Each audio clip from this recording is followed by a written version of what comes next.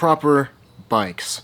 Those bikes that you just can't help but think about before you fall asleep at night. Those bikes that are just so beautiful, so well put together, so smartly and intelligently spec'd for a purpose that just looking at them makes you want to ride it. But building up a bike can seem like a pretty daunting task with so many little things to keep track of and making sure that everything works together for a coherent build. So how exactly does one build a proper bike?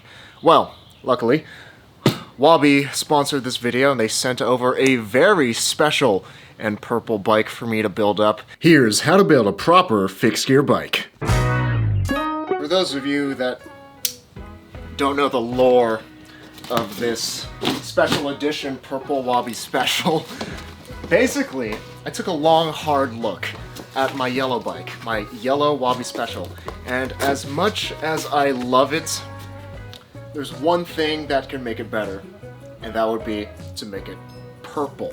So I started an Instagram campaign advocating for Wabi to make a purple bike. And the folks over at Wabi were very hesitant to make a purple bike because they didn't think it would sell well. It's a very niche color. They didn't think it looked good in their eyes. But after a lot of support from you guys contacting and bothering Wabi to make a purple bike and to take that stab and to make a bike that is objectively the best color in the world, they finally actually made a purple bike. And here it is. Oh, yes, please. Oh, it looks so good. It looks even cooler in person than in the photos. This turned out so nicely. I chose this purple, by the way. You're welcome. Oh, that looks so good in the sun. As you guys probably know at this point, I'm a huge fan of NJS bikes. So for this finish, Wabi and I chose this medium ultraviolet purple and then finished it off with a rainbow flake in the clear coat that just absolutely pops in the sun. Alright, let's get this thing built up.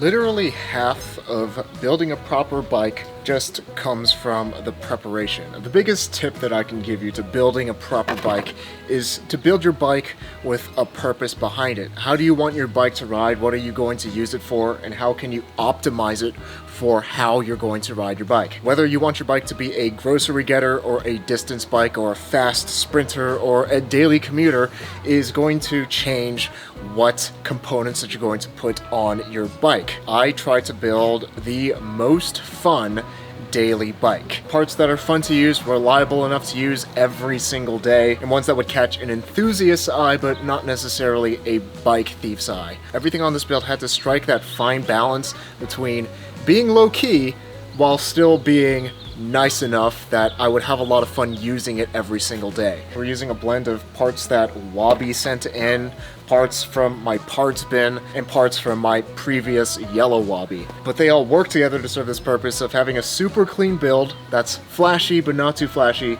and super fun to ride. This isn't a hard and fast rule, but it is something that you should keep in mind. Something that's easy to do if you want your bike to look proper and well put together.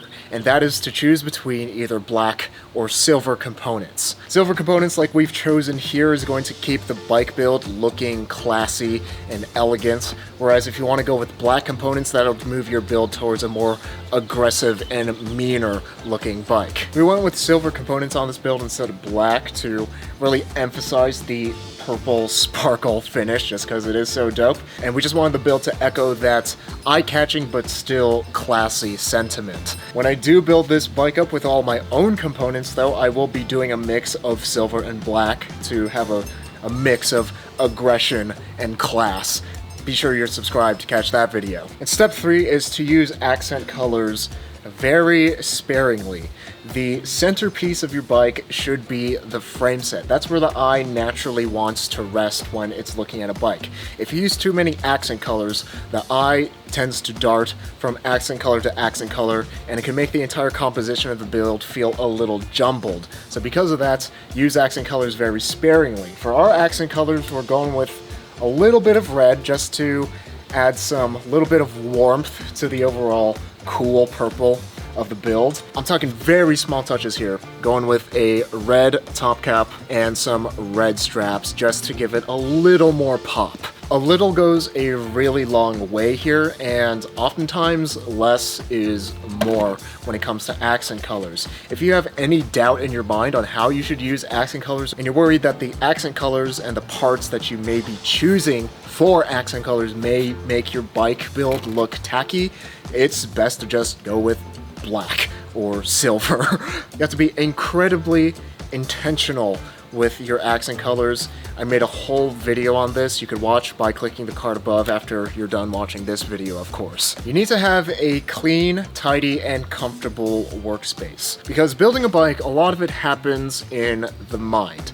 And if you don't have a clear mind because either it's too hot or it's too cold, or you don't have enough light to see what you're working on, or you can't get a good angle to put the right amount of torque on something, you very well could damage some bike parts and end up with doing some jank to your what's supposed to be proper build. For my workspace, I'm starting off the build on this table here because there's good lighting, fresh air, and it's not too hot here in the shade. And then once I get the saddle and seat post installed, I like to move over and hang the bike up in a tree to get everything at my eye level. Having an environment that is comfortable, building up a proper bike a whole lot more enjoyable. Definitely recommend getting the bike higher up so you can see it better and get better angles when you're trying to work on it. And of course, I've got my workspace organized. I have all my tools right here, and I like to keep my bike parts separate and keep them over in their own designated area on this table. And speaking of tools, you should always use the proper tools for the job. If you don't have the proper tools, just go to a bike shop and have them do it. Or if it's a simple job that you think you can do yourself, go to a bike co-op or just buy the tools yourself. If you bike a lot and you build at least one bike every 2 years, those bike tools are definitely going to pay for themselves. So buy the nicest tools that you can. They really help to make the job a whole lot easier and a whole lot more enjoyable, so you're not damaging anything and everything is properly torqued and spec'd. Now with all that preparation out of the way, let's get this thing built up. The number one most important thing when you're speccing your proper bike is to make sure that it fits you impeccably. Fit is the number one most important thing when it comes to your bike. And if it doesn't look like that it's fitted properly, no amount of attention to detail to your color choices is going to make it look like it's a properly built bike. And for me, I like to slam my stem. I like to have a pretty aggressive bike fit.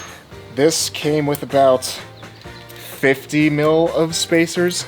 So I'm gonna mark this here and then cut this steer tube, just to make it a little bit cleaner and a little bit more proper.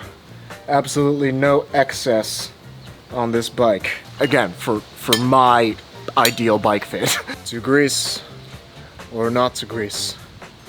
That is the question. Every single properly built bike is greased in all the right places and not greased in the wrong places, because grease prevents parts from seizing together, prevents them from getting stuck, and prevents them from getting damaged. It allows you to get the proper torque without stripping the threads, and while you're using the bike, it keeps it nice, silky, buttery smooth, and quiet. But there are definitely things that you should grease and things that you shouldn't grease. A good place to start is if it's threaded, if it's a bolt, grease it. And there are some non-threaded things that you should grease, like the seat post and your bearings. Even if you're using sealed bearings, like on this headset, you should still grease it to prevent any creaking. And if you have any loose ball bearing components, well, you really need to lay the grease on thick to make sure that those bearings roll buttery smooth. Alright, well, what about some other things on the bike, like the stem clamp or the steer clamp? Don't grease those. Bottom bracket spindles? Nope. Especially if you're using a square taper, since putting grease on there can shove the crank arm too far onto the square taper and then it can get stuck. What about the saddle rails? I don't, but I've heard some people doing that when their saddle is creaking and that somehow solves it. Try not first and then see if you have to. What about the C-post clamp? Yes to the bolt, sometimes to the clamp itself. If you have a really old C-post and it's creaking, again, sometimes it can fix the noise. And remember that grease doesn't last forever. Ideally, you would re-grease and repack everything on your bike every 6 months, but that's not always practical. Don't grease your down tube. So at least every year would be a good amount to go back and give your bike a deep clean and re-greasing. And when you are re-greasing, remember that you shouldn't just put new grease on top of old grease. Be sure to get some degreaser, clean it off so that the new grease can make contact with the parts and do its job properly. If you don't re-grease your bike, say every year, at least I would hope, parts can seize and you may have to end up destroying them just to get them off the bike. I am putting as much weight as possible on this thing, if you can even get them off the bike at all. I will show you how that can happen. This is not normal by any stretch of the imagination, because this build has been going exactly as planned. Everything's fine. It's just working out. But this is usually not the case. And because of that, you need to know when to take a break. The best tool that you have at your disposal is your mind. The bike doesn't get built without a clear head, because if you don't have a clear head and you try to force something, you're probably going to screw it up, you're probably going to damage a part, it's going to be expensive, and you're going to have to take it to the shop anyway. Because it can be easy to get frustrated when you're building up a bike. There's so many things that could go wrong, from not having the right parts, not having parts that are compatible, missing parts, not having the right tools, not having the right skills, it being too hot, it's getting pretty hot right now, or it getting too dark and you not being able to see what you're working on. All of these things can and will make it exponentially harder for you to build a proper bike. So whenever you feel yourself getting even just a little bit frustrated, even just a little bit impatient, take a break. Yeah, Seymour knows what's up when it comes to taking a break. Whenever you're greasing most things on your bike, just a thin layer of grease is good enough, and then wipe away the excess. Then comes actually torquing the bolts. And you want to hit the Goldilocks zone for properly torquing. Not too tight, not too loose. First, I just like to finger tighten as far as it'll go. My hands are kind of slippery, so it won't go very far. And when you're torquing, you want to keep in mind that you're trying to do two things. You're trying to do it smoothly, but also firmly. Not like gorilla fisting firmly, but just firm enough that it'll hold. There's some bike mechanics out there that'll tell you you must absolutely use a torque wrench for everything, but I disagree with that. As long as you get the feel for it, as long as you're doing things smoothly and firmly, and doing things evenly. As you can see on this stem, I'm going in an X formation to make sure that everything is torqued proportionally and evenly. I only find a torque wrench necessary when you're building with carbon components, because those have very little leeway in how loose they can be, because they'll slip, or how tight they can be, because they'll crack. But if you're using aluminum or steel components, it really shouldn't be an issue. And as long as you're keeping the feeling of them all relatively the same tightness, it should be okay. Just be gentle with the bike and let it work with you. And for bigger bolts, like on hubs, cranks, you want to make sure that you torque these downs really snugly, but not torquing it down so tightly that you damage the components or the threads. If you hear any creaking at all when you're loosening or tightening something on your bike, stop It could mean that you've crossed threads and you could strip the threads and render that part useless. It could also mean that you just need more grease. Regardless, you should stop and pay attention to what's going on your bike. You do pretty much the same thing for the bottom bracket. Just remember that the drive side is reverse threading. That took me too long.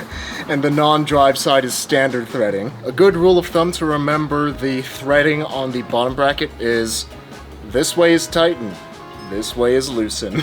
After you've hand tightened it as much as you can, grab your bottom bracket tool and do the same thing. Remember to just go smoothly but firmly. Smoothly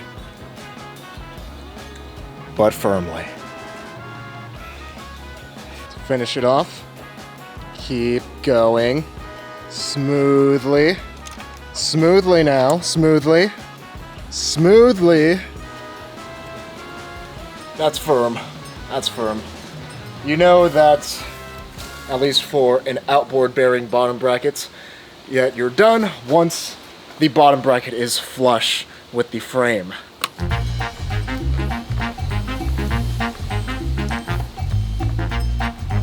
What is this zip tie made out of? Oh my gosh. Holy crap. I am convinced this zip tie is made out of unobtainium. That is a gnarly zip tie. Oh my gosh. Jeez. Let me have the crank. It's clocking out time. Yeah, I clock out from building bikes. And since we talked about taking a break, being patient, not rushing the process, because you gotta do things right. It's better to do things right than twice. I'll finish up this build tomorrow and we'll take it for a spin. But tomorrow for you is in 3, 2.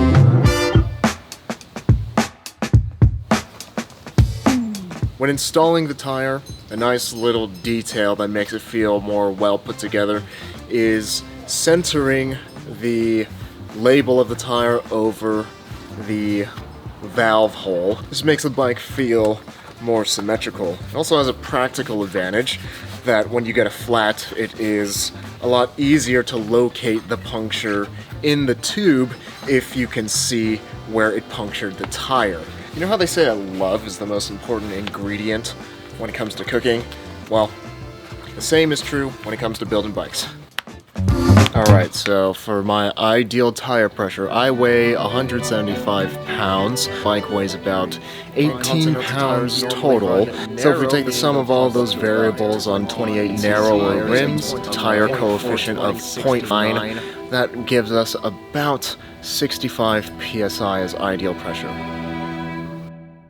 Or, you know, you could just use a bike tire pressure calculator linked in the description as a starting point for your ideal PSI, and then experiment from there to see what you like. It's important to have the right tire pressure for your tire width and for how much weight is on the bike, because it'll allow you to balance rolling as fast as possible on your tires while also minimizing flats. Alternate title for this video could probably be Zach talks about grease for a long time, but that's for good reason.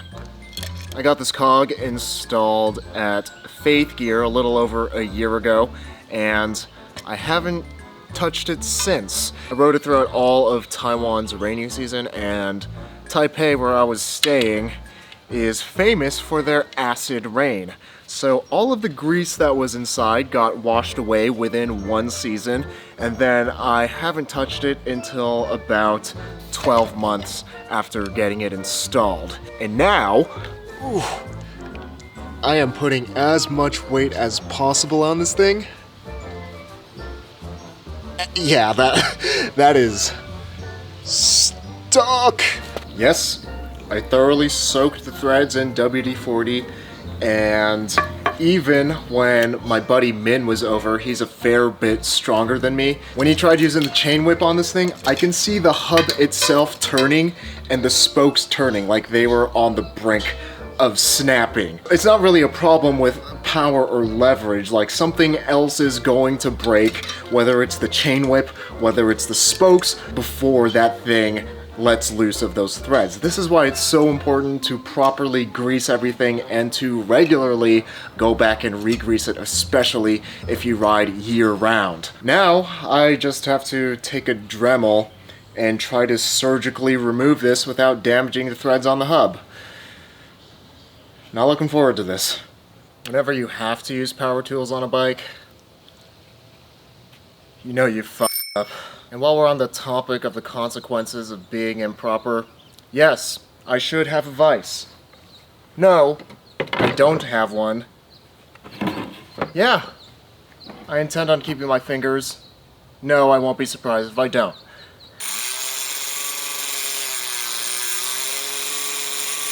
Well, folks, I just dremeled halfway through a spoke, and I'm just going to abandon this idea and have that cog live on that hub for the rest of eternity.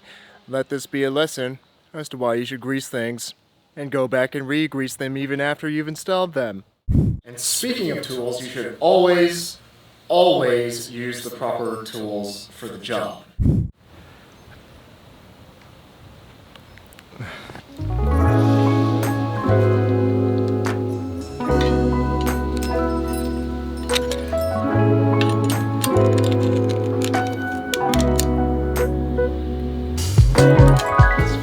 Good tension.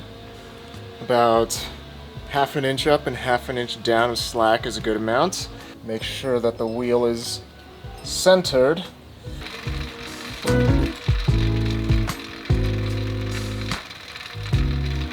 This bike makes me happy.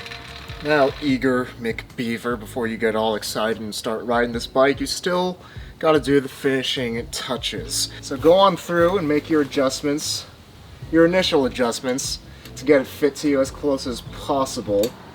Because this is the exact same frame set as my old one, I pretty much know exactly where my adjustment should be. I like to have my saddle pointing slightly downwards, all the way jammed back on the rails. Make sure that everything is nice and tight. Give it a good once over on every bolt. And I like my drops to be angled downward at -10 degrees. And all the bolts are nice and torqued. And the last step before it's officially ready to ride, you've been touching this thing with greasy hands all day, so make sure it's nice and clean, because no matter how well put together a bike is, if it doesn't look clean, it's not going to look proper. Even some normal wear and tear is fine, but it should be clean. I like to use a bike-specific cleaner because I found that these are actually worth the money and they actually clean bikes better and are nicer on finishes. And the finishing touch, just for that little extra kiss of fixie points.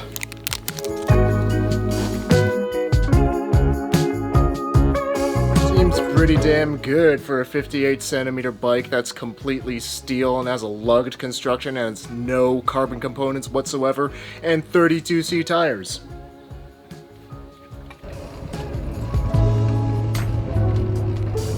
You love to see it, ladies and gentlemen. An intelligently spec'd, impeccably built, and perfectly fitted bike. Somebody call the Louvre, because we got a masterpiece on our hands. And now it's time for the obligatory bike check. Hey, what's up, Fixie fam? I'm Zach Gallardo, but you may know me on the internet better as Zach Gallardo, and I'm here giving my bike check today. So starting off with the frame set, we got a 58cm special edition Keirin purple Wabi Special with, of course, the glitter flake. This thing really pops in the sunlight, and believe me when I tell you, it looks way better in person. It got a rainbow flake on it, and it really just shimmers and shines in the sunlight. You look like a disco ball on this thing when you're rolling down the street. Of course, it is Reynolds 725 air-hardened chromoly super lightweight tubing comes in the entire bike at around 19 pounds and 3 ounces. That so far it's been treating me well. I've been riding it for the last 5 minutes, have no complaints about it. Rides exactly like my last bike, which was also a Wabi Special, which is to say, phenomenally. And up at the handlebars, I'm rocking some 48 centimeter wide. So yeah, I got some wide boys on here. Nitto Noodles. My favorite handlebars that I've ever tried. Super comfortable, but still really versatile. It's got a nice, deep, classic drop to it. And you already know that I am riding brakeless, because here in Sacramento, we got so much hustle and bustle around here. There's so much energy in this city. You ain't got time to stop. Sorry, Keirin, but this midterm paper at the community college isn't gonna turn in itself. So I have some Physique Microtex bar tape, mimics the texture of leather. That is all natural, non-GMO, gluten-free synthetic leather. And we've got a Wabi stem, negative 17 degrees. Just pulled this out of the parts bin. It works, it looks good, keeping the stem nice and parallel with the top tube as God intended. And you best believe that I slam my stem, because I'm trying to be as fast as possible, but not so fast that I'm riding a road bike. It almost clears for bar spins. Not quite though. Got that nice Wabi top cap in that raspberry finish. Moving on back, leather Brooks saddle, the most comfortable saddle known to man. It's made out of responsibly sourced, grass-fed, pasture-raised, 100% high fructose corn syrup free leather. Seat post, just your standard Wabi seat post. For the pedals, I've got MKS GR10s with MKS tubular steel toe clips and some Toshi double straps in wine red. They are suede. And then for the cranks, I'm running the Wabi Pro crankset and chainring in 48 tooth. This is a Holotech 2 bottom bracket, I believe is the roadie terminology. Basically, it's kind of like Omniums, but better, because the bearings don't feel like they're packed with broken glass instead of grease. In the back, we've got an EAI 15 tooth cock for a 48-15 ratio for my big meaty thighs and flat Sacramento. And the chain is an Azumi Super Toughness in gold. I think that's the only color that Super Toughness comes in, to give a nice pop-in complement to the purple frame sets. And the wheels are Wabi sub 15s, 20 spoke in the front, 24 in the back. Super light, probably the lightest wheels you can find for that price and perhaps even beyond. Despite the low spoke count, I found them to be very durable after the past, probably like 10,000 miles I have on these things. I really beat up my bike, and I've only had them trued once. Your mileage may vary, but I've been really impressed with them so far. I also have a 16 tooth cog on the other side of the rear hub, but we don't talk about that. And the tires are 32C Gator Skin Black Editions, handmade in Germany. And these are made out of locally sourced, bulletproof, cold brew rubber. 32C because the roads here in hustle and bustle, the city that never sleeps, Sacramento. The streets here are paved with broken glass and dead cats, both of which can give you flat tires. For this build, I was just really going for something simple, clean, practical. This build has treated me absolutely phenomenally so far for the 1.3 miles that I've ridden on it. And best of all, it's in a color that only 25 of were made. So, yeah, I'm better than you. My bike is cooler than yours. Alright, now I've got a triple rush to deliver a kiss to my mom before she leaves to work. So, follow me on IG at Zach Y. Gallardo. And smell ya. Thanks again to Wabi for sponsoring this video. If you want to check out some dope fix gears, you can find them linked in the description. And fixie famous shoutouts to Ryan Waits, Robbie Andaya, David K, Ellie Lovelace, Justin Javier, Kelvin Ho, Julian Corona, The Fixed Federation, OC Bike Crew, Stan Strong 108, Brandon Black, and Zane Kolnick for helping to make these videos possible through the support on Patreon. And remember that life is short, but don't make it shorter, so ride your bike every day to be reasonably dangerous.